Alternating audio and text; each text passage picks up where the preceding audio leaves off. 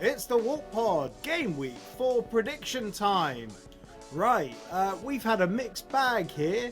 Last week's scores didn't go too well for me and my co-host, Mark Ryman. How are you getting on, Mark?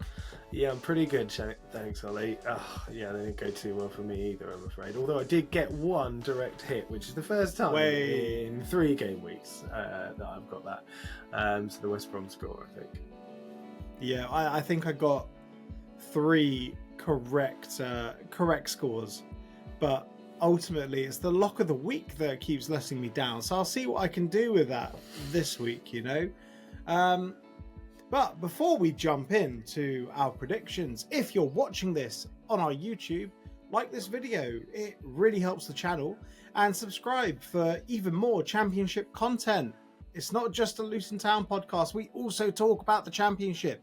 Also, a big thanks to our audio partners, Blackstar Amplification and Carry On. They haven't just given me this really nice hat, they've also given us a bunch of microphones and headphones that just keep us sounding amazing. Also, a big thank you to our podcast sponsors, the Record Shop in Amersham. Wherever you are in the UK, go check them out. It's worth the trip down to Amersham, wherever you live, because they just have vinyl for days. But let's kick this off, shall we? Straight into game week 4. And we're starting this with our beloved Luton Town. And they're taking on QPR. And this will be a double header because we're playing them in the Carabao Cup. Yeah, you'd imagine those 2 games will have very different lineups for both sides, wouldn't you? Yeah. Particularly how close they are, a Tuesday and a Friday. Not much fun for that in terms of the quick turnaround for it. So I've gone for a 4-2 Luton win. Now, I will caveat this with the basis of I think that at some point we'll start putting our chances away a little bit more. I would say, though, that QPR were very unlucky to get a draw against Plymouth. I think a 9-man Plymouth. Yeah, they created a huge amount of chances, though, and some excellent saves. I don't know whether you saw the sort of triple save by the Plymouth goalkeeper towards the end. It was just insane goalkeeping. So I think QPR will score. You know, we don't tend to have a good record against them overall, and we did all right a couple of years ago against them. I think they'll score, and I think that hopefully Morris and Adebayo start taking their chances and we'll win it 4-2. Yeah, so I agree with you on the basis of a Luton Town win. I also think it's going to be 11 changes from the Carabao Cup game to this game, probably for both teams. Carabao Cup's going to be about fitness, really, ultimately, isn't it? I think it's going to be a 3-1 Luton Town win. I think that's going to be very similar to that game where Cameron Jerome did Jimmy Dunn, and Jimmy Dunn collided into Sonny Dieng. So that's what I'm thinking anyway. I agree with you. Luton Town will start putting their chances away. It will click. But I don't think a clean sheet's on the cards. But I do think Friday night under the lights at Kenilworth Road, it's going to click and it's going to be absolutely glorious for Luton Town. And moving on to the next game, it's quite a feisty one. Burnley versus Blackburn Rovers. Yeah, feisty is right. And Blackburn owe Burnley one after the last derby, considering that it was at Ewood Park where Burnley lifted the Championship trophy 2 years ago. And Blackburn have been, you know, off to a good start. They won 2, drawn 1. So Burnley obviously off the back of a loss. Who knows what Burnley team will come out? I think they're losing like 14 players from their squad. It's mad. We know this happens when Premier League clubs come down, that they lose players. But wow, talk about an overhaul. They had about 40 players in their squad a week ago, and now I doubt Scott Parker knows who's going to turn up for training tomorrow. Whereas Blackburn have managed to keep the vast majority of their good players. Obviously, they lost Smodics. I think it'll be a tight 1-1. Is a derby. So I'm going for a draw on this one. I've also gone tight. I've gone Burnley 1, Blackburn 0. I do think Burnley just have a very good team, even though that they're selling everything that's not nailed down currently.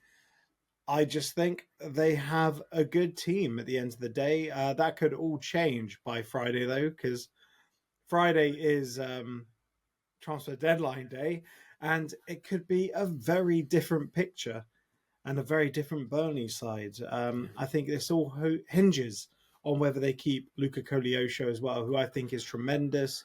The last I heard was Wolves have said no to the price, which is crazy, but they've lost Dara O'Shea. But I still think they'll keep a clean sheet. I think it's going to be a tight one at Turf Moor, and I think they got enough, really. So Burnley 1-0. And moving on to Cardiff versus Middlesbrough. So Cardiff did pretty well to snatch a draw against Swansea. It's a tough one, that one. It's a vicious derby, and they did so well. But Middlesbrough, I feel, are just going to have a bit too much for them. Latte Laugh, he's looked dangerous. He hasn't been, setting the league on fire, but I do think it's his time. And Middlesbrough as well, they haven't been absolutely killing it, but I think they're going to start grinding out some results now. So I've gone for a tight Cardiff 1, Middlesbrough 2. Snap. For all the same reasons. Pretty much exactly the same. I would say, Borough have gone, we've not really talked about how leaky their defence has been. We've been talking about Luton quite a lot, surprise, surprise, and how we're letting attacks through. But, Borough have let a lot of goals in the first 3 games. So I can't see them keeping a clean sheet, but you're right. I think Borough are too strong in attack as well. 2-1 for me. Okay, and moving on to Coventry versus Norwich, 2 teams that we both thought would be high up in the table at the beginning of the season. Coventry yet to really show what they can do. Potentially just a slow start. They are notoriously slow starters. And Norwich, who I don't know, maybe they're reeling a little bit from the loss of Gabriel Sara.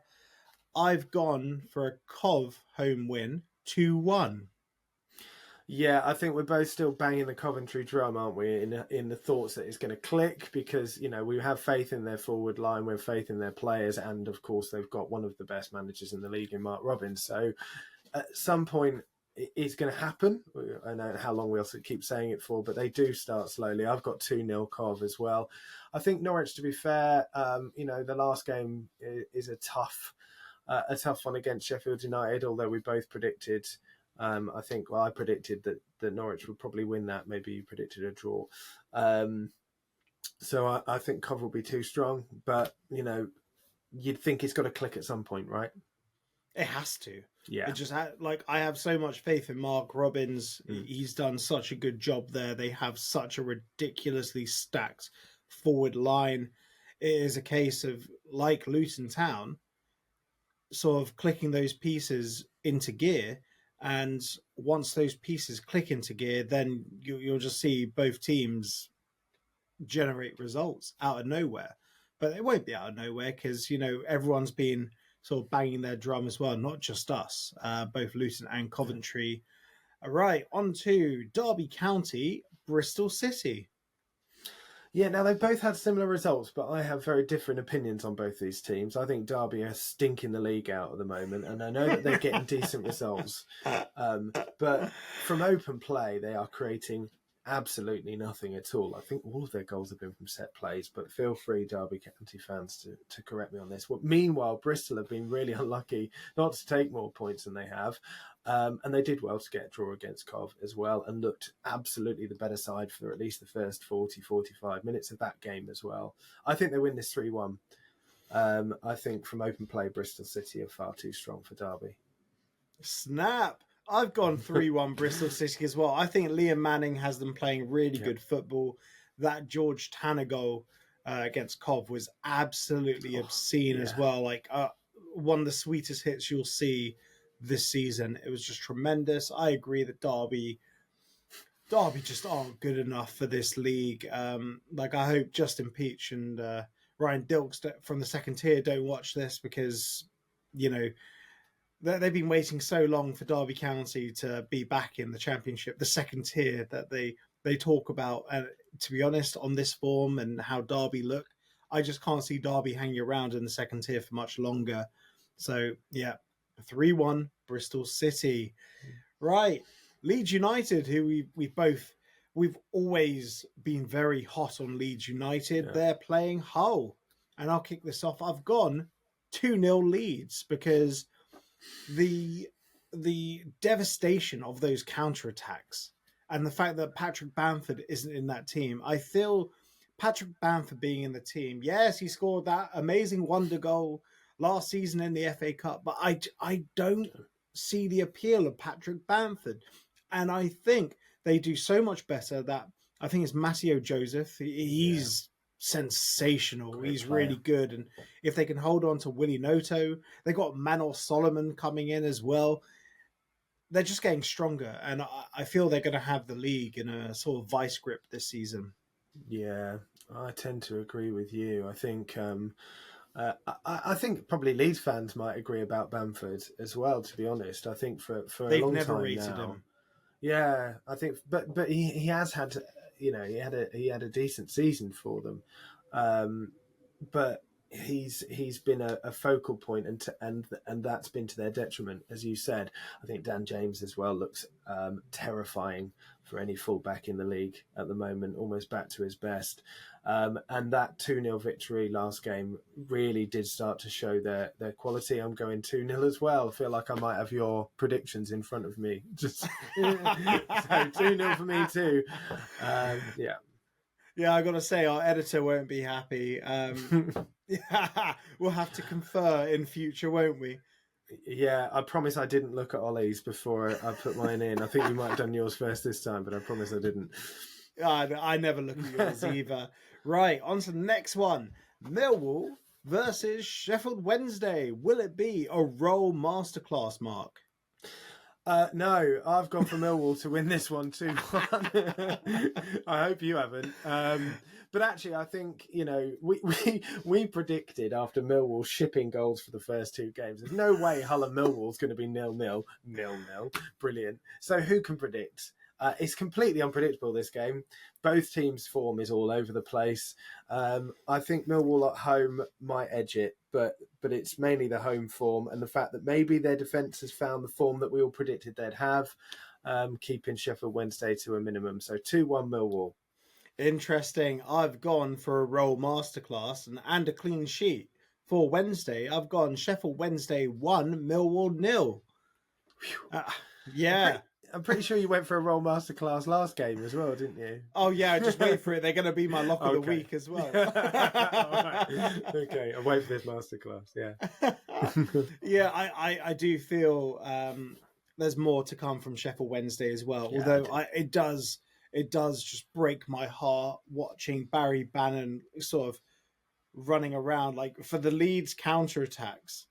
And you just see Dan James or Willie Noto just tearing off on the highlights. And then you see Barry Bannon just sort of trotting behind. And you just feel so bad for him. And his hair as well. Oh, I thought you were going to mention his hairline. Yeah. Just shave it off, Barry. Shave it off. Just don't. You're just clinging on for dear life to that hair. Oh, Barry Bannon. Like, he's a classy footballer, but he's just got to let go of that hair. Yeah, he's looking a bit slower since the last time he was in the Championship, that's for sure. We'll go with that. Yeah, and right, next up, we got Oxford United versus Preston North End. And Oxford have impressed me because I think, along with Pompey, they look perfectly suited to life in the Championship. They are physical. They sort of remind me of a Luton Town under Nathan Jones. Like, they have that little bit of X factor in Mark Harris. Like, that volley was fantastic. But at the same time, they are physical. Again, with Mark Harris, like, absolutely bullying Grant Hanley in, I think, their opening game. So I've gone Oxford 1, Preston 0. Yeah, Oxford have really impressed me as well, and Harris.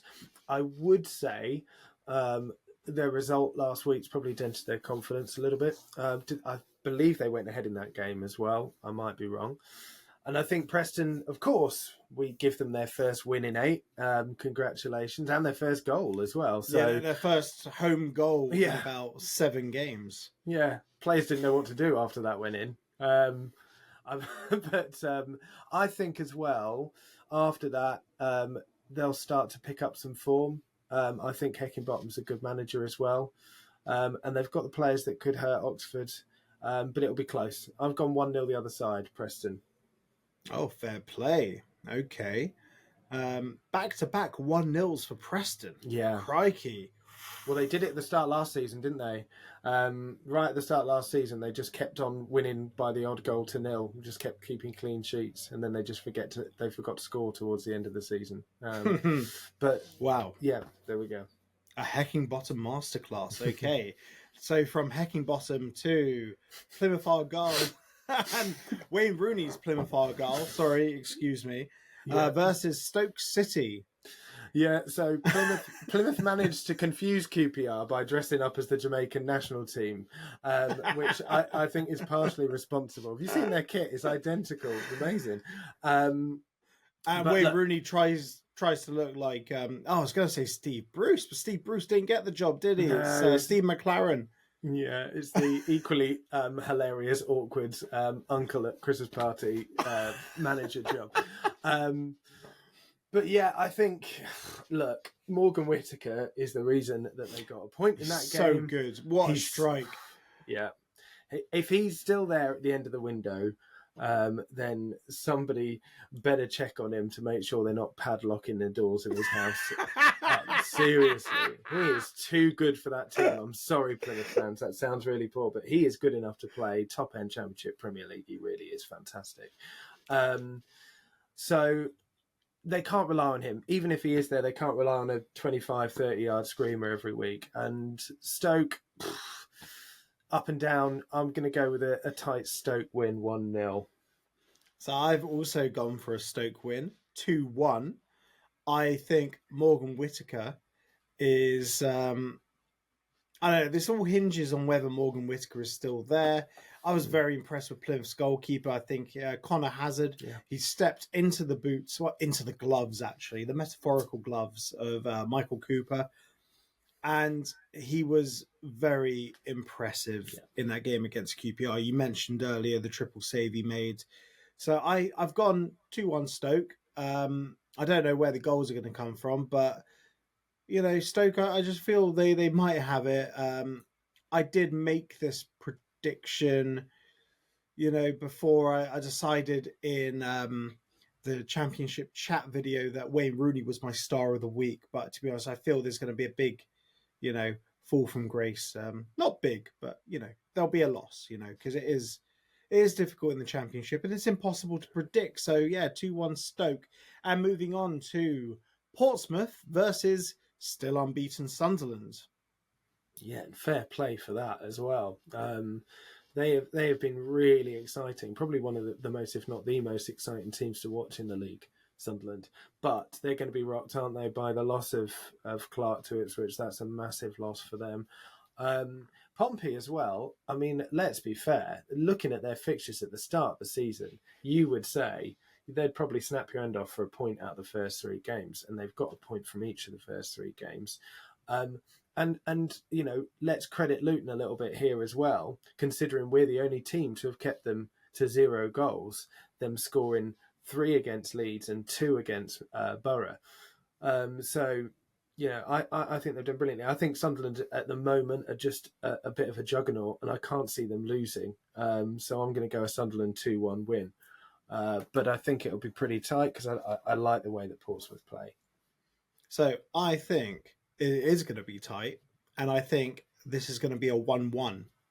So I really rate Portsmouth. Like Oxford, I think they're suited for Championship football, but for a different reason. I feel Portsmouth are very organised. John Mousinho has done a tremendous job there. And I feel Sunderland might be getting a bit lucky. Yes, that 1-0 against Burnley was very, very well fought. But luck has to run out, doesn't it? Like, no one goes unbeaten for I think Reading went 7 games unbeaten, like 7 wins on the spin, didn't they, a couple of years ago?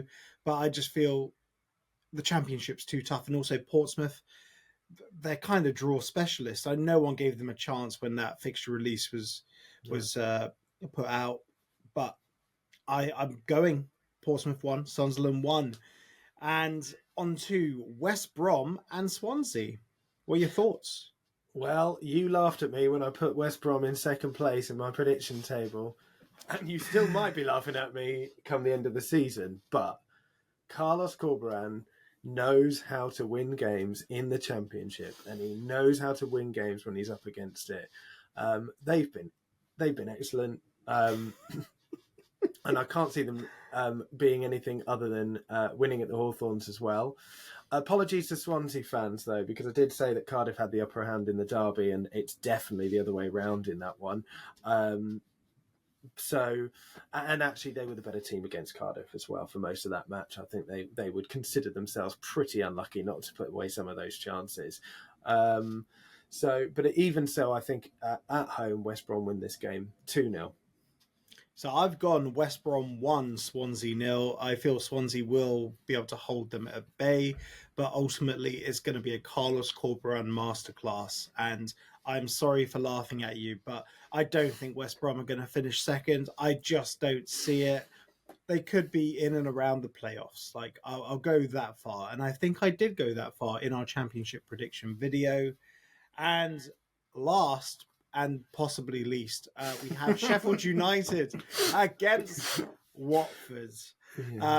So I think Sheffield United have been quite jammy. Some of the goals they've scored have been relatively jammy. They haven't clicked up top. But also, when I predict things, they tend to go the other way. So I have gone Watford 1, Sheffield United 0. Yeah, nice try. You've got to take some plaudits for Watford and cleverly under the circumstances as They've well. They've done well. Yeah, they have done well. He set the bar high. The moment he loses a game, of course, then he'll probably be out the door. But I think that they've taken their chances. There was at least one or two really good goals they scored in the last game. So, yeah, I've gone for a Sheffield United win. I can't quite bring myself to predict a Watford win. Not just because I'm a Luton fan, but I just think, again, at home, I think Sheffield United probably just have a bit too much for them. And I think Watford's streak is going to run out. Yeah, luck does run out, doesn't it? Yeah. As I was saying before with the Sunderland game, luck does run out. Anyone can beat anyone in the Championship, and Sheffield United have signed pretty much everyone that's been available in the Championship. Watford have struggled to make additions, but they've been selling players. They've lost Wesley Hote, and they've I don't know if they've lost Asprilla. Has Asprilla gone? I think he has. I'm not sure, actually. I think he's still on the there, way out. But they're losing a lot of their very good players and freezing out other players like Imran Louza, who's just frozen out of the team. So I do think it's going to come to an end. Like luck does run out. But let's have a look at some of our locks of the week. So who are you going for as lock of the week? I'm not ever going to talk about last week's lock of the week, and that's me done predicting Luton as a lock of the week for the season, sorted. So that's ticked off. I just apologise for the impact that I've clearly had on the score. My lock of the week, though, I think Bristol City's too strong for Derby County, so I'm going for Bristol City to win away at Pride Park. Because we sort of bring some sort of weird jinxing magic, my lock of the week is Watford to win against Sheffield United, and we'll see how that goes. Fingers crossed indeed. Yeah, reminder, we are a Luton Town podcast that, we do provide a lot of Championship content, which you can find on our YouTube channel. If you've enjoyed this video, please like and subscribe. So like this video and subscribe to our channel. And also a big thank you to our audio partners, Blackstar Amplification and Carry On, for providing us mics and headphones. And a big thank you as well to our podcast sponsor, the Record Shop in Amersham. Wherever you are in the UK and you collect vinyl, go head down there, check them out. They are just fantastic with audio and guitars, musical instruments aplenty. It's just tremendous. Mark, thank you very much for today. Let's hope we get some better luck this time, right? Yeah, gonna need it. Well, thank you all for tuning in and have a great week.